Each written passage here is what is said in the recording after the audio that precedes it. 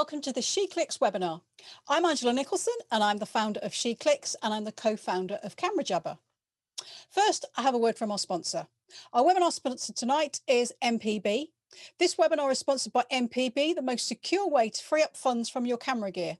Get a free online quote, get contact-free pickup from your doorstep and get paid directly into your bank account. Everything's fully insured and free of charge. Turn your camera into cash, upgrade your kit, and even start a new career. So thank you very much to MPB. Now, tonight's webinar is presented by Sophie Collins, who, as well as being an enthusiast photographer, happens to be MPB's Chief Marketing Officer. Hi, Sophie, how are you? Hi, Angela, I'm good, thank you. Thanks for having me. You're very welcome. Thanks for stepping up to the challenge. No problem. Shall I share my screen? Sure, if you want to kick off, that would be great. Okay, thank you for the intro. Yeah, so as Angela said, I'm CMO at MPB and I've been at MPB for 3 years. I love marketing and I love photography, so I'm literally in my dream job, which is great. I'm surrounded all day, every day by lots of kit, pros, semi-pros, very serious amateur photographers, which is a bit of a blessing and a curse. There's lots of knowledge, of course. But also I think photography and videography is quite intimidating. And maybe as a woman, quite intimidating. And so Angela had asked me to reflect a little bit on my journey through photography and maybe have a think about kind of what had shaped me along the way, possibly bring a little inspiration, but definitely the caveat that I'm not a pro photographer and I'm sure there's people listening who are more experienced than me in photography. So my hope was to really have a think about my journey and kind of things that along the way I thought might have changed my direction, I suppose. The first thing to note is it has not been a straight journey. Actually, in this instance, I've noticed I haven't even got a straight image up here for you. This is not a final edit, but it is my children shooting down a slide. Definitely hasn't been a straight journey. So actually, my photography journey started when I was 13 with a film camera that my father gave me when he upgraded his camera, and I still have it, as you can see. I haven't used it in a very long time. So from the age of about 13, probably for maybe 8 years, I shot on film, not particularly seriously. I always loved it, always felt it was something that I'd really enjoy, but didn't really ever hugely focus on it. And then, you know, left university, started my career got busy and hobbies kind of took a back seat. So this camera has been retired for many years now. And actually, I think like lots of people, the life events kind of trigger moments to come back to it. So getting married and then finding out I was pregnant was definitely a moment for me where I thought, actually, I really do want to get into photography and I want to really make sure that I have nice photos of my children or child at the time. And so actually on a trip to New York when I was pregnant, I went to B&H in Manhattan and I bought myself a brand new Canon 60D and a 50mm 1.8. And then spent the rest of that trip really figuring out how to use it, which was great. I've always shot Canon, always will shoot Canon, actually continue to, just upgraded to an EOS R, still with my 50mm on it. And so had my 60D, had my baby. And then back in London, I decided I was going to take a photography course, both as a way of kind of using my brain whilst on maternity leave and doing something quite interesting with my baby, but also as a way of progressing my photography. And I did a course with a company called Photography for Parents 9 years ago now. And it taught me basics of kind of shutter speed, depth of field and composition. And for that, it was really a lovely, I think, 6-week course, really great for me to get into the basics and also to be able to practice it. I have to say, these two weren't on the scene at the time. So that was kind of the start of everything. And then I decided that I probably needed a personal project in order to make sure that I prioritized and continued to shoot. So my first tip really is that a personal project really helped me. I started a project called Project 19. My daughter was born on the 19th of December. So on the 19th of every month, she's not going to thank me for this, on the 19th of every month for almost 4 years, I took a photo of what she was doing differently that time than she had been doing the month before. So she obviously potty trained, she learned to write, she was climbing, she was, I think my point here is that they weren't always perfect images, and they're certainly not award worthy, but they're really lovely to capture, and they're for me very evocative of moments. So that was a really good good exercise for me to do project 19 and to continue with that one. Then I moved to New York and had twins, and life changed. I have to say I tried project 13 for their birthday, but that was massively less successful than I'd been with one child. I now had 3 children under the age of 3, 2 of them being twin boys. And so there are rather few photos. These are just gratuitous, cute photos of my children. There are far fewer photos of project 13 than there ever were for project 19. But actually at this point, I really felt like I could handle my camera really comfortably, quite easily and quickly. It was always out in my house, always lying around, and something I could grab and get photos that were good enough for me to be able to frame, and that I could look back and say, you know, they were a really nice capture of my children. So I was really delighted with where I'd gotten to, but I was also insanely busy with the 3 kids and working full time, and that, that one slowed things down a little bit. But I think one of the things that I did learn was kit.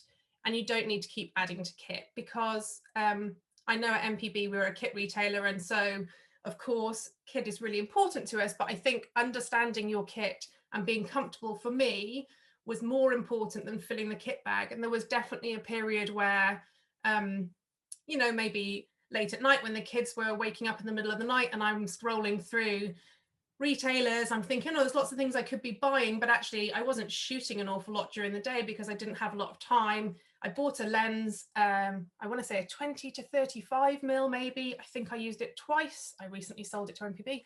The one thing I did do was I also bought myself an 85 1.8, and actually this is my 85 1.8. One of my perks in my jobs, I've got to say, is I'm currently testing the 85 1.4, although it weighs an absolute stack, so I think it's unlikely that I'll have it.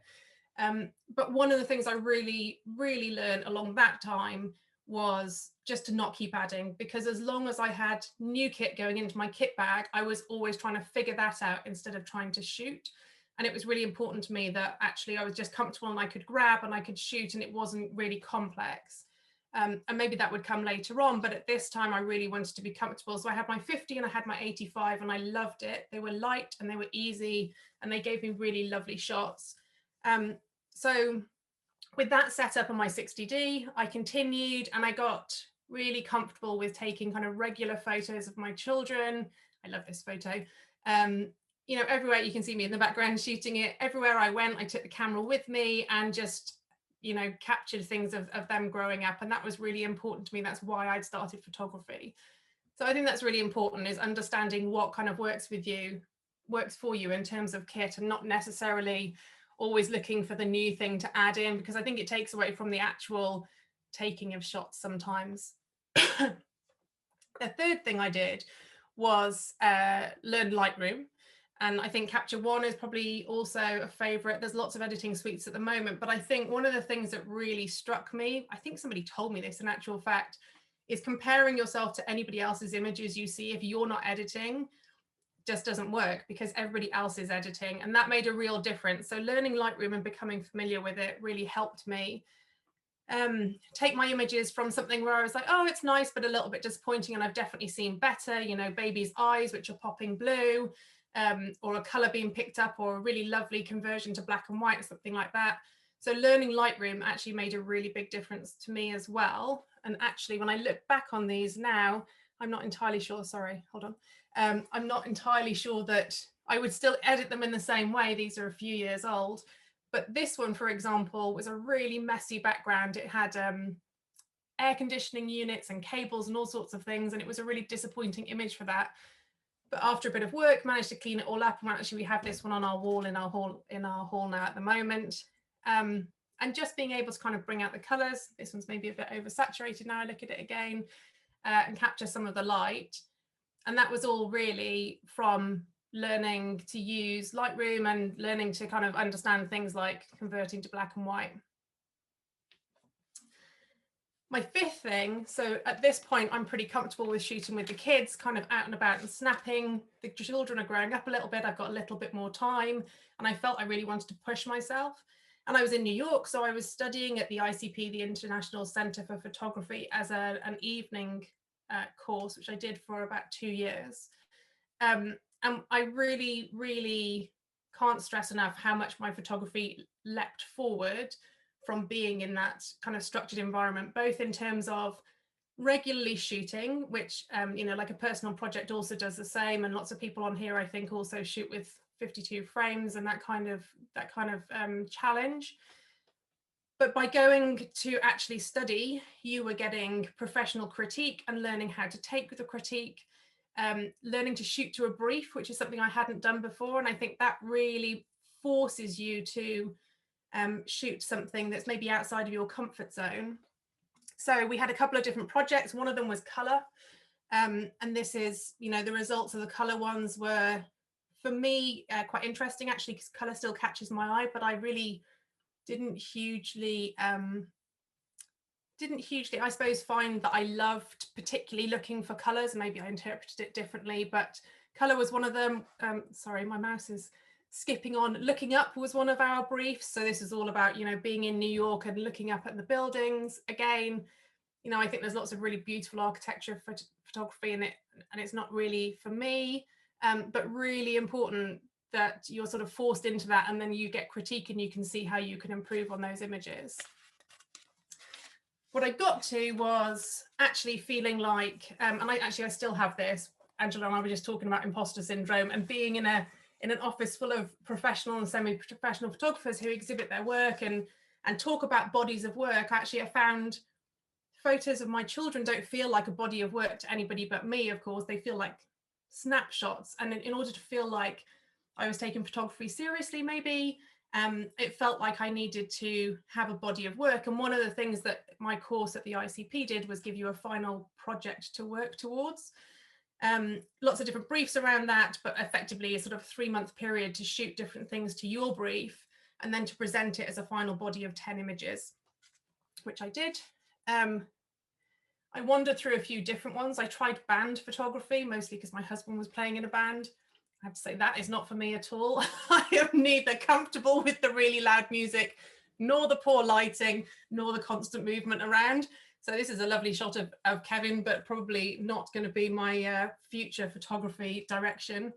I shot lots of kind of Americana, and, you know, American vistas are just amazing. The skies are awesome. And there's lots of really interesting signage and things like that. I will give bonus points to anybody who recognizes this as where Tom Hanks becomes big in the cult movie Big of the 80s. This is the fairground where he makes his wish and he becomes big.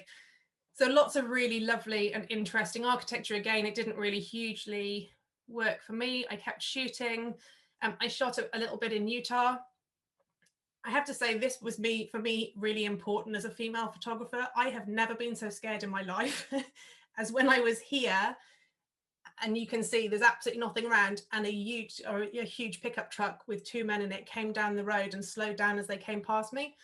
And I had my car, and actually I got back in my car and I left, and it was really important that I didn't feel safe. I'm sure it was absolutely fine, but I didn't feel safe. And actually, one of the things, you know, if you're relaxed and you're enjoying it, photography is great, but I didn't feel like I could be the person who was going to be in these kind of places. That it was quite an eye-opening moment for somebody who doesn't normally feel threatened in their life. And actually, for the same reasons, it's quite difficult to shoot when you've got the children with you, because you're obviously also trying to watch children and not focus. And the enjoyment of photography for me is being able to relax. And in this environment and with my children around, I haven't been relaxed. This actually was near where I lived, an example of really beautiful American vistas. So all of this in my final project was me working towards this body of work of Americana. And then I kind of got into some more landscapes. I got into, I suppose, a bit of a groove around where I lived. So this is the local fire station, some of the local homes, the local school. This is back in Utah, actually, at railway sidings. But it started to click for me that actually I really enjoyed the dramatic lighting. And you'll see in lots of these images, it's got really strong lighting, which you tend to see quite a lot of, I think, in New York. And so that's actually how I ended up with my final project. It wasn't so much the topic or the genre I was shooting, but it was around this very dramatic lighting. And so my final project ended up being, it was nicknamed An Englishman in New York. So it was all about a kind of an international view on being in New York, and lots of different things in New York that you wouldn't necessarily see at home. And actually that strong lighting has kind of continued. And as I was looking through images for the presentation, I was thinking to myself, oh, maybe that was just the thing I did in New York, but actually I can see now in my work that I continue to do that. So actually coming home, this is in Wales, where I'm from, this is what happens when you put a camera in your two-year-old's face too often, and she gets sick to death of it and she wants a snack. But even then, I think the lighting really strikes me as to how strong it is. And so I think that's kind of where I've gotten to, whether it's portraiture or landscapes or cityscapes or whatever it might be. For me, it's the lighting that catches my eye, and that's what I'm really drawn to. Tip 6, I'm sure everybody says this all the time, but printing makes a huge difference. This is my final project, my ICP project, all printed and actually not framed, as you can see, because I've just laid them out. But printing them, A, made me feel super proud of my work because I thought they looked great. B, made it much easier to think about whether they were a body of work, did they feel like a final project, moving them around. And I know lots of people who are looking at the RPS qualifications, this is part of it, it's kind of having your hanging guide, moving things around, seeing whether everything felt like it fit together or not. And then ultimately being able to frame it, I think makes a big difference. And like I say, lots of my children's photos are framed and they make me happy every day. So I think that's well worth doing. So then, having kind of gotten to, I've studied at ICP, I did an intermediate photography qualification of some sort, can't remember. And then I felt, again, if I wanted to push myself, that actually probably lighting was the thing that I had the least knowledge in and that I wanted to look into next. And so learning to harness light, I think, is a big difference. One of the things Angela and I were talking about is how I feel like I've lost a lot of my skill sets, and it's something that I really want to get back to. And lighting is definitely one where I didn't feel I could learn it. I probably could learn it from YouTube and on my own, but actually tuition on a complex subject for me really, really helped. So I did a lighting course at ICP with models and studio lighting. We did continuous lighting, we did flash. I bought a whole bunch of flash for at home. I have it all in a bag. I used to shoot on manual with multiple flashes, master and slave setups, and I probably couldn't remember any of it. So that's my task for this year, is to go back and remind myself how to use it, because actually it makes a really big difference to the portraiture you can capture. And one of the personal projects I want to do next year is a studio portraiture project, and I'm going to need to do lighting for that. So that's one for me to go back to. But that gave me loads and loads of confidence, I think, in the idea that actually there was never going to be a situation I would walk into where I couldn't shoot. So even if I wanted to do something professionally or semi-professionally, I did a couple of bits of professional photography work when I came back from New York, actually, mostly through sort of connections. I shot some work for Lloyd's Bank. I did another bit of band photography for a band. So different things like that. But I think without being able to have the confidence around lighting, there's always a nervousness, at least for me, that you're going to walk into a place where you can't shoot. Whereas having that lighting gave me the idea, gave me the sense that there was really nothing I wasn't going to be able to handle or control. So for that reason, I was really grateful for doing it. I really enjoyed the course. And then from that, kind of went into lots more flash photography, and lots of this is a very difficult place. There's no windows in this bike shop at all, or at least there was at the front, but not where we were stood in this room. So really difficult place to light. And I was really pleased that I was able to do something pretty good with it. And then things like, back to capturing my children, and this is very grainy because the ISO is so high, but being able to capture my daughter with fairy lights for our Christmas cards was a really nice thing to do. Took me absolutely ages. There's about 40 photos and probably about 5 usable ones, but I was really pleased that I was able to do that. And one of those things where you've seen it on Instagram or you've seen it on Pinterest, and to be able to recreate something, I felt really proud of that.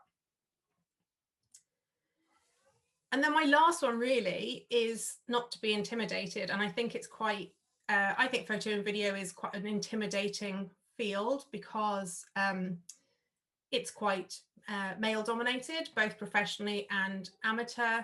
It's certainly, in terms of representation, it's much more male dominated. There's lots of kit, which I think is intimidating. Like I say, I'm around kit all day, every day, and it's still really intimidating. And there's lots of technical things to think about. I think if you want to do things like portraiture, you have to get comfortable with being on a street or going up to somebody and talking to them, asking you if you take a photo, things like that. And all of that, I think, can be a little intimidating. But actually, as I looked back for this presentation and went through thousands of images, most of which should frankly go in the bin, I could see moments where I had jumped on, either in my comfort level with my skill, or in my comfort level with sort of being a photographer and talking about it as a photographer. So the bike shop, for example, I went to him and I said, I'm a photographer, can I take your photo? And that was the first time I'd gone to a stranger and actually, I suppose, introduced myself as a photographer. So that's also, I suppose, really important as well, that to have a level of confidence in what you're doing. And that was my journey through photography, I think. Yeah, and I hope that's in some way helpful. Like I say, the goal is not necessarily to give instruction, because I'm by no means a professional, but have been doing this for quite a long time, and then find myself in quite a privileged role because my job is also my hobby, and so I have lots of access to kit and knowledge and inspiration, and just to maybe share some of that to see whether it resonates with other people along the way. Fantastic. Thank you. Great. That's really interesting. Do you think that it is a help or a hindrance to have access, or to be so familiar with such a lot of good quality photography? You know, with all, you say all your colleagues are great photographers and you get to see a lot of good photography. I don't think it's a hindrance. I mean, all day my job is to go out and find amazing photography, to hero the fact that people are using amazing kit to get amazing images. So, you know, as jobs go, it's pretty cool to be paid to do things like that. I don't think it's a hindrance, but certainly probably about a year ago, one of our photographers said, oh, you know, something about his work, and then he said, would I share my work? And I literally laughed and I said, I don't think it's work. Like, I don't have a body of work.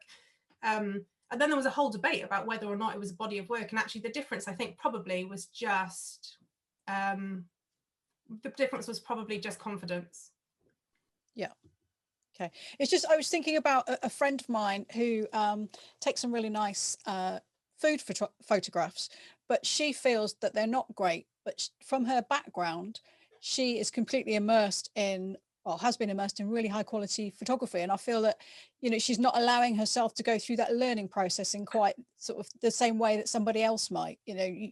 Right. So she's automatically comparing her images for some really great stuff and thinking, well, it's not as good as that, but actually it is an above average image.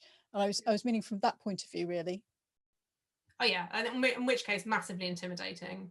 I mean, it's, you know, I mean, we've got 200 staff, and 2/3 of them are probably way more serious photographers than I am. There's maybe a handful of them who are professional and, you know, who you would consider sort of another level. But I suppose everyone's so familiar with photography. Lots of people have studied it. Lots of people consider that they have got work and they exhibit and things like that. Their photography might not be better, but they're much more familiar with describing themselves as photographers. And that bit I find a bit more intimidating. We have a series of content where we go behind the scenes with different staff and they talk about their journeys. And on Mother's Day, we did my one. And it was crippling to find 4 images that I was happy to share. And I shared them with about 10 people in my team. And I was like, can someone tell me if these are absolutely terrible? And only when all 10 of them were like, no, they're lovely, I was like, oh, okay, put them out there then. But it, you know, that's pretty, yeah, that's pretty excruciating. I was talking to some people at the photography show, and we were talking about outdoor portraiture.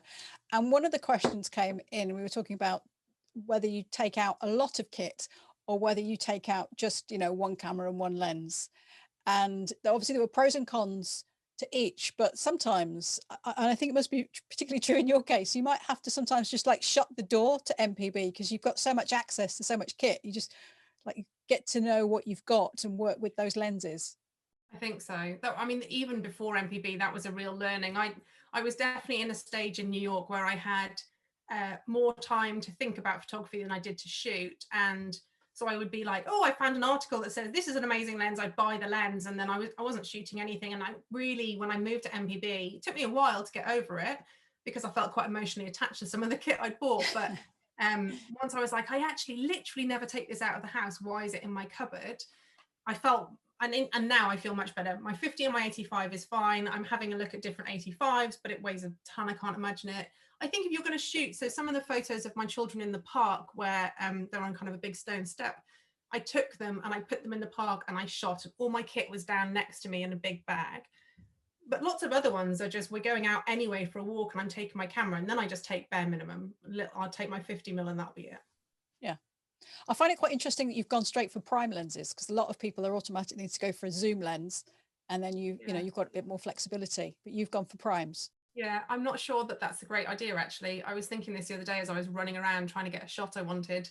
I think because I started with wanting to have my children beautifully shot, the 50 made loads of sense and the 85 is really beautiful. Not as helpful when I was doing more of the ICP stuff where you were having to do landscape one day and then, you know, the following week you'd be doing architecture. I do have a kit lens. I've got absolutely no idea what the settings on it are. I do have a kit lens and I would take that out. I just don't like carrying a kit bag and the weight, and I don't change my lens often once I'm out there. And I'm mostly, I've mostly have shot portraiture, I suppose. I've got a question from Laura. She's saying, how do you manage creating projects in lockdown? Oh, well, that is a really good question. So I mean, the start of lockdown, like lots of people, obviously, life was chaos. Work was really busy. Actually, you know, photography, amateur photography boomed in lockdown 1, where everybody, I think, decided that, you know, macro photography is something they'd always wanted to do. So work was really busy and that obviously kids were at home and things like that. So there was a definite mojo moment where there wasn't a project. I actually find I'm not very good. So I joined the 52 frames challenge. I'm just not very good at sticking to things I don't feel brilliantly passionate about. So actually I fell off the wagon quite quickly on that one, and I will go back to it. But I've tried different things. You know, I've done a project on doors, didn't feel brilliant about that. Like I've done various things along the way, but when there's something where I feel really passionate, and the portraiture one I have for next year, I feel really strongly about, then I actually find it quite easy to find the time and to, you know, I'm thinking about it all the time and I'm trying to figure out what settings I'll need and what lighting I need to buy and things like that. So I don't know if I'm a brilliant example of lockdown inspiration, and work's been quite busy, but yeah, if I've got something that I'm passionate about, I can get into it. Okay. Vanessa has asked, how do you go about deciding on a personal project, and do you have an end result such as an exhibition for your personal projects? So I've never done an exhibition for my personal projects. My first one was Project 19, was my daughter's birthday, and I thought that was quite an easy one to sort of come up with and be compelled to stick to. And some of them, particularly in the early months, are an iPhone shot or just like not a brilliant shot. I've got a lovely photo of a child with loads of like hanging laundry behind her. But just a bit like, you know, a bit like when you have challenges, like just making sure that I did it every month was kind of the point of it. For ICP, when I was doing that final project, that was obviously with a view to not exhibiting, but we had to frame and hang in the studio space at ICP and have the rest of the course kind of critique it. That was probably the most formalized version of it. And actually I find that quite excruciating as well, because obviously people are looking at your work and thinking about whether it's proper work and have an opinion on it, although everyone's really kind. The next one I want to do, I would like to probably do my ARPS qualification. So I don't know if I'd ever exhibit. I think I'll probably become a bit more serious about kind of displaying on Instagram. I don't know, it's interesting actually, before the pandemic started at MPB, we were doing lots of work about figuring out studio space and how we can make that available, because you know, one of our key tenets is accessibility of photography and videography, and we believe that exhibiting is a real blocker, either because it's, you know, it's quite expensive, or because people don't have the confidence to do it. So one of the things we were looking at, particularly in the States, they have I can't remember what they call it now, like an open studio thing where people effectively rent out their apartments for a weekend, and you can come up and put a pop-up exhibition on. And that's a real trend. So we were looking at doing things like that, because actually I think it's, if somebody forced me into exhibiting, I would probably do it and then feel great about it. But it feels like a very big blocker to me. Yeah. Have you ever put together an album or anything like that?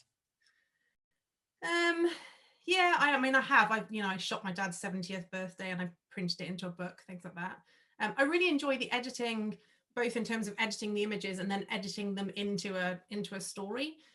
If you have the time, I find that really therapeutic. So I really enjoy it kind of coming together at the end. I haven't done it for, actually, I haven't done it for Project 19. I have 4 years of images, and I always promised I would put them into a book, and I haven't, but I will do at some point.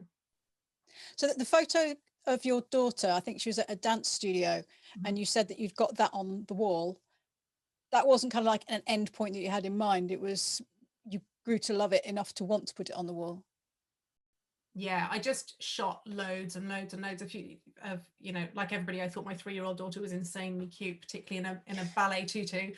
So I just shot a lot. And then just before we moved home, I think there was an offer to get, you know, framed canvases printed, and I sent that one and the twins on the grey fur. So they're the ones on the wall, and actually they're the only ones that we have on the wall at the moment. Rosanna has said, she's more of a comment than a question, but she's really encouraged by the length of time you've allowed yourself to improve. And I think that's really important, that you don't expect yourself to improve overnight. And I think also you have to accept that you've got to go out and shoot some stuff, haven't you? Yeah, I mean, I do expect myself to improve overnight. Then I get really frustrated at it.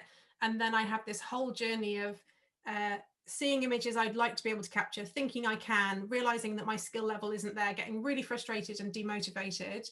But actually, if you look over sort of 20 years, which is a little bit longer, 30 years maybe, which is since I've first owned a camera, I'm pretty pleased with where I've gotten to, but I still have like the frustration that if I went tomorrow, I wouldn't be able to capture what's in my head probably.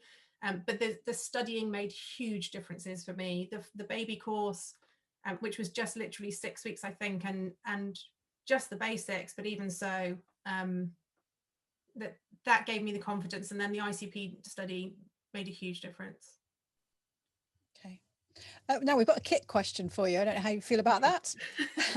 Alex said, can you recommend a portable, easy to use, all-purpose light for use with macro woodland shots? But she also completely agrees about not adding to kit. Don't know if you have any thoughts on that. You have way more expertise in that area.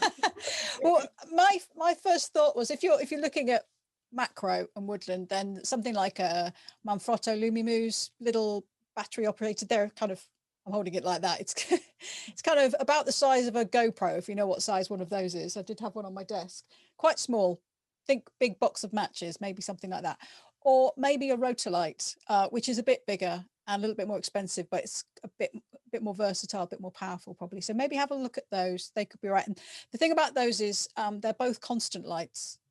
And although the Rotolight, the Neo 2, you can actually use that as a flash as well, which will give you, like you said, you wanted all purpose. It's, quite variable. The Lumimuse really is quite small, so you wouldn't say use that for portraiture, but you could use the Rotolight. If I'm lit by 2 Rotolights right now. Okay, sorry, I'm looking at the wrong panel. There we go.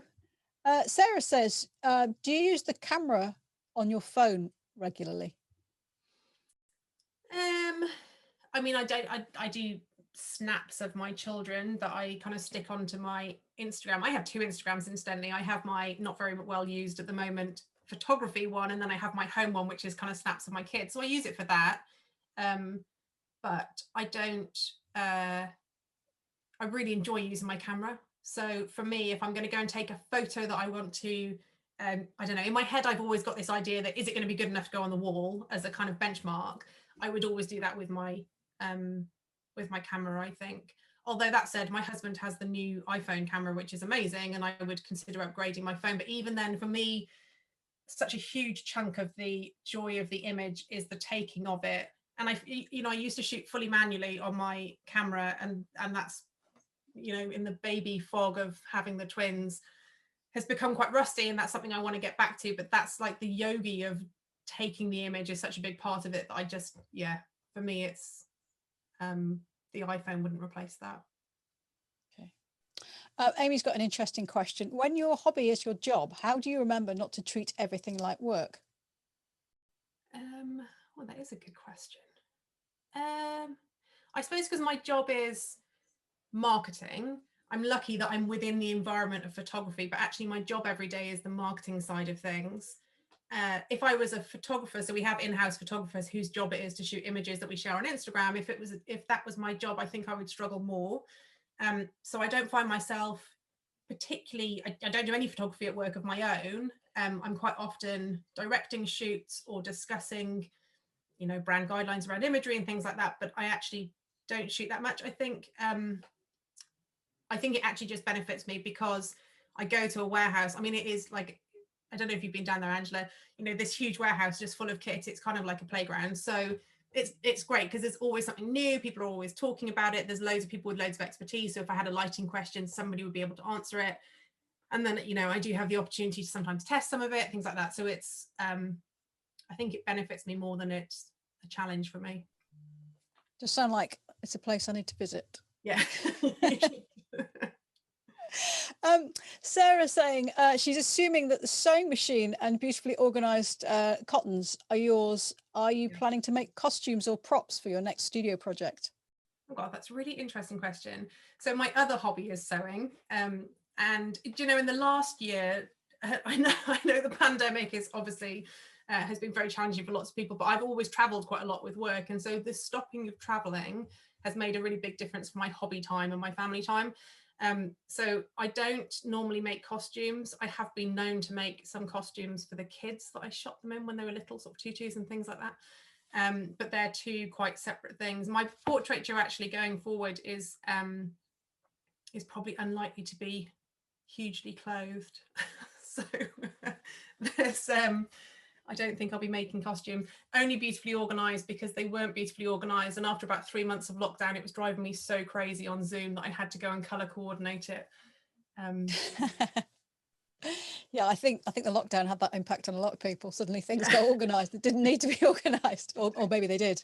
Yeah. But I have got the neatest sock drawer. Yeah. Sarah is asking, oh sorry, no, we just done that. Pauline would like to know, what do you do with your printed images? Well, I haven't actually done much with those ones there. And to date, I have either produced cards, which I've used. I mean, I've never sold anything, but I've used, sent cards to people with my images on and framed them for the walls. Laura's got a question, which I think is probably right up your street. With equipment evolving so fast, especially lighting for studios, moving from heavy traditional lights to more mobile ones that can be used on or off camera, indoors and outdoors, how can photographers make more future-proof decisions on such valuable purchases? Well, I mean, that is quite literally the brand proposition of MPB. I mean, I bought all of my kit new when I was first pregnant. And would never do that again. I think the number one, almost all kit is available on the used market within, I think on average, within 3 months, any new release will be in our warehouse. So, you don't have to wait a long time for them to be available used. And on average, used prices are about a third less than new prices. So it's much more affordable to buy. And then the other thing that I feel really strongly about is fluidity of kit. So I joined MPB and it took me probably a year to part with this lens I actually hated and I had spent quite a lot of money on and I'd had for several years and I'd used it twice. And even working here, it took me quite a long time to part with it. And now I've done it and I actually sold all of my old Canon kit and then started buying again on the EOS R. Then I think just the idea that it's you know, when you buy a car, you would never keep it and then buy another one, right? You trade it in when you go to get your next car, and you would do that with almost every purchase. And for some reason, on photography equipment, we don't really think of it like that. But if you can, and if you can just see it as part of the journey, and actually when I went back over all these images to get to the presentation for today, I could see kind of stages of my journey, and I could see how it was good at the time. And then I'd upgraded my skills, and therefore I upgraded the camera, and you know, I sold everything, and then that's what I used towards buying my EOS R. So actually the upgrade cost wasn't huge. Yeah, I mean, I genuinely believe that the whole used cycle of kit is the best way to go, particularly as the hobby gets more expensive. Okay, thank you. Janice is asking about when you were shooting in New York, did you go on your own? And if so, did you feel confident doing that? She's currently living in Paris. She's been there since last July, and she thought it would be great for her photography. However, she doesn't feel confident going out with her camera on her own, and she wonders if you have any tips that might help her gain confidence on that. I think I'm not. I really didn't like shooting in Utah when I was in the middle of nowhere. I didn't feel comfortable at all then. In Manhattan, I was comfortable even at nighttime because it's such a busy place that you would be fine. And I think, you know, I like my kit to be unassuming. I don't like a big lens because I think it draws attention, both in terms of, you know, if people staring at you taking pictures, but also like maybe you're a bit more of a target for having an expensive camera. So I quite like my kit to be small and light and portable and easy for me to put away if I don't feel great about it. The area where I just found familiarity in repetition was walking down the street and stopping to take a photo of something that I liked the look of without feeling stupid, that people would be like, what's she doing? And that was just getting used to it, just thinking, oh, I just don't care any longer. And I think that was when I was studying at ICP, and I did that for a couple of years, and every Wednesday I had a class. You had to shoot, right? And I was doing it between getting into the office and coming home again and things like that. So I had no choice but on my commute home to stop and take some images to fit the brief that I knew I had to do for Wednesday. And after a bit, I was like, actually, I don't think anybody is looking at me. I still don't feel massively comfortable taking street photography with people in it. Mm-hmm. Is that when you ask them to be in the picture, or just they happen to be in the picture, do you mean? Asking them. Yeah, I think that is, again, that's an experience thing, isn't it? Because yeah, if you just ask somebody, if somebody asked you if they could take your photograph, what would your response be? And it probably wouldn't be punch them in the face. No. Would it? You know, you might say, no. Oh yes, okay, or you might say, oh no, thank you. But that's it. There's not a, and I think once you get over that. That said, I've got a terrible habit of asking drunk people if I can photograph them. I always seem to pick the drunk one, and then that doesn't end well. But anyway. Okay, so some good tips there. Laura's got a comment about you're talking about reviewing lots of images, and some you felt should be in the bin. She says she's kept all of her photographs, including the ones she thought she would want to bin, and she's now got better editing skills. So she's surprised herself with how well some of them have turned out. So she thinks it's worth holding on because your experience changes your perspective on your images, which I think that's an interesting comment. I think, do you know what, I hadn't gone through, so we moved back from New York about 5 years ago, and for about 3 years I didn't open Lightroom until I joined MPB again, actually, and then I had to upgrade Lightroom and my images were all over the place. So it'd been a long time, and I went back to images that I didn't think were very good and edited them, so I was in the same position. I actually went back to images I had edited and thought, oh no, that editing is horrible, and redid some of them. So I would completely agree, although now I feel like there's lots in there where, I mean, I have literally like 12,000 images in my Lightroom, and I've been through a lot, and I think I would probably benefit from culling those which are genuinely never going to be used, and making a bit of, I think a bit of room in my creative brain space maybe would be a good thing. Okay. Maria's asking another question about your printing. I know you don't do a lot of it. She says, but do you do your own, or did you approach a printer? And if so, how did you choose a printer? And do you know anything about the process, or did you know anything about the process? No, not much about the process. I mean, most of the stuff that I printed was in New York, and mostly I did it through the ICP. So they had professional printing services that we could pay for. I know lots of the people most people I know at MPB shoot digital and film.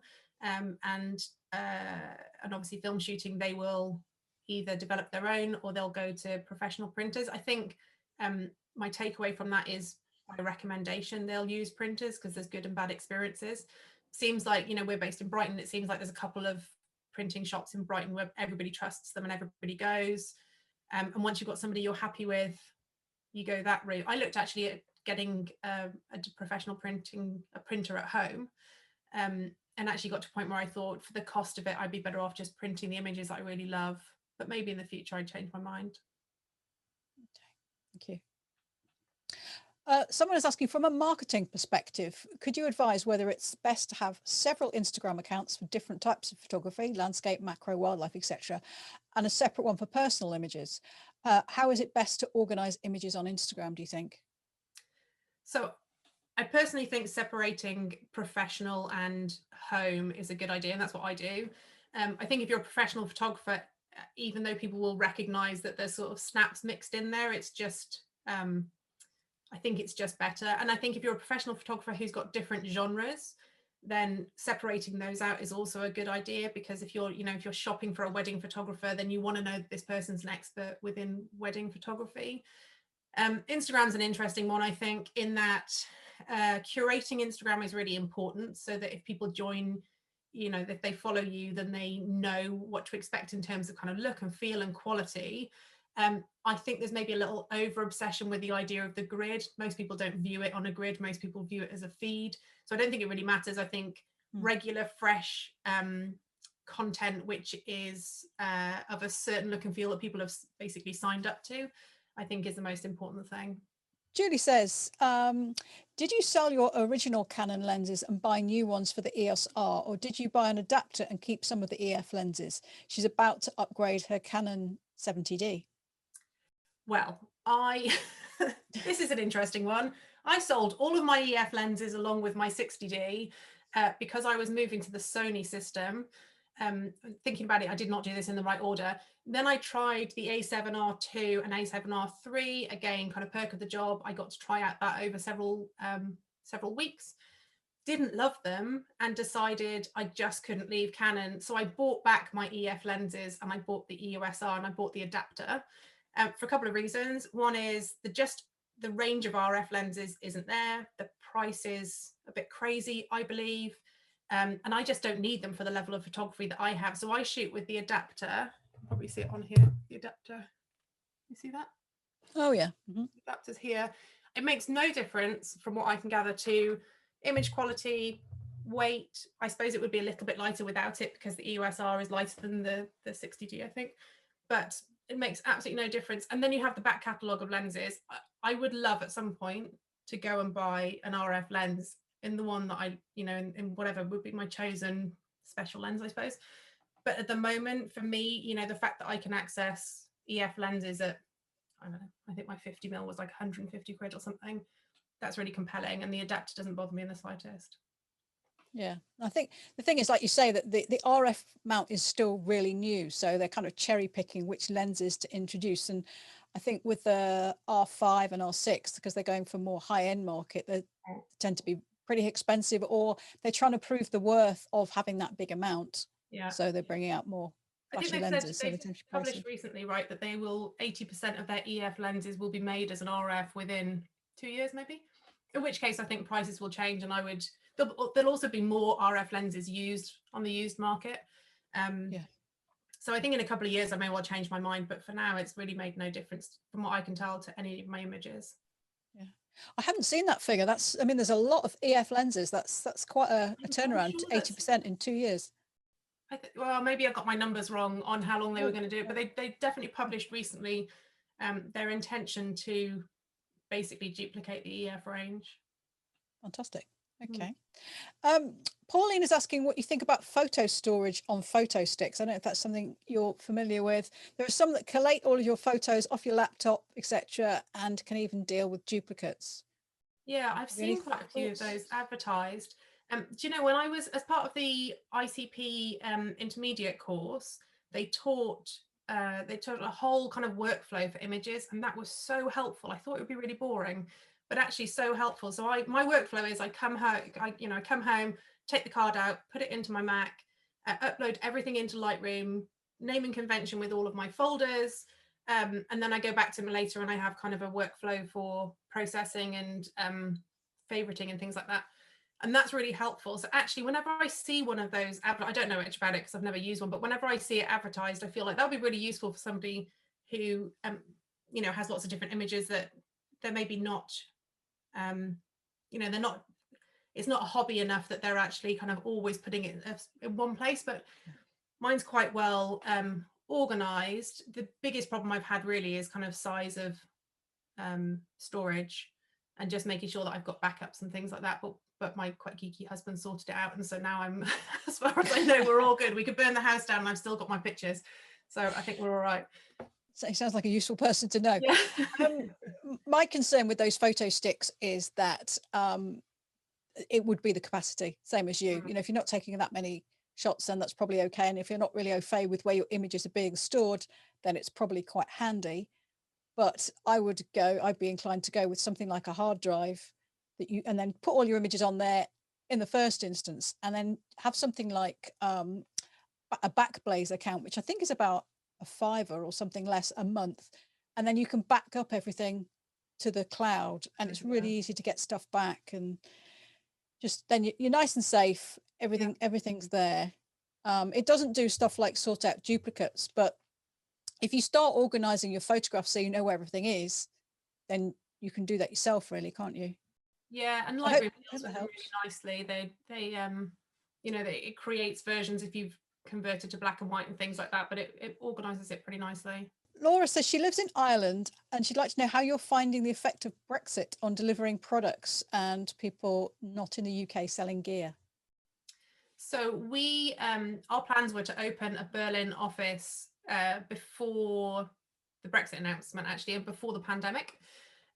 Once the pandemic hit, we decided that we would continue with our plans, even though it was kind of logistically quite challenging because nobody could fly into Germany, and continued with opening. So we actually opened our Berlin warehouse in December of this year, last year, and that deals with all non-UK traffic for us. So I think Ireland we had a couple of weeks of having to sort out couriers because there was some Brexit thing that nobody had accounted for, where couriers go via the UK and now they need to go via Iceland or something.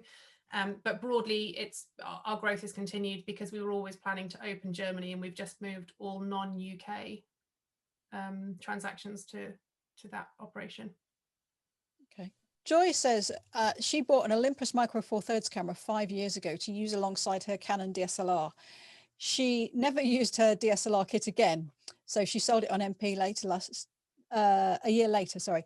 And today she just purchased an Olympus lens that she's been waiting for from MPB. So, and she can't wait for it to arrive. So okay. Maybe you could speed that up for her, please. But I think that is quite a familiar tale, isn't it? When people buy a smaller, lighter camera alongside their DSLR and find they get the results they're really happy with. Yeah, suddenly, I think so. Why am I carrying this heavy camera? I definitely used to feel like having a big kit bag was a thing, and now it's capturing the image. And if I'm more likely to capture the image with a smaller kit bag or a smaller setup, then that's what I'll take. So Sophie, we've come to the end of the questions, and there were quite a lot of comments in the chat box saying thank you very much. They really enjoyed hearing about your journey, enjoyed your images, and I think quite a few people feel reassured by some of the things you've said. So thank you very much for that. Not at all. It's lovely to it's really lovely to talk about it. I haven't thought about my journey particularly. It's quite nice to see some of the images, and it's quite inspiring for me to get back out there as well. So I would encourage everyone, of course, to share their images at mpb.com on our Instagram or Facebook. We'd love to see them, and I'm personally particularly driven to make sure that diversity and inclusion is a big part of the photo and video world. So female photographers is definitely an area that we like to support. So we'd love to see work. Okay, well, thanks very much. Enjoy the rest of your evening. And you. Thanks. Bye. Bye.